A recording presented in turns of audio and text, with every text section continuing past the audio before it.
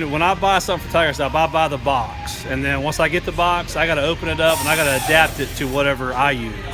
So our saw over here, we adapt your Tiger Stop box to our equipment. How did you do that over here? I just took a simple limit switch, attached it to my clamp. So when I clamp my product, the switch activates off the bottom right here. It's back in here. When I release, then my material will move through.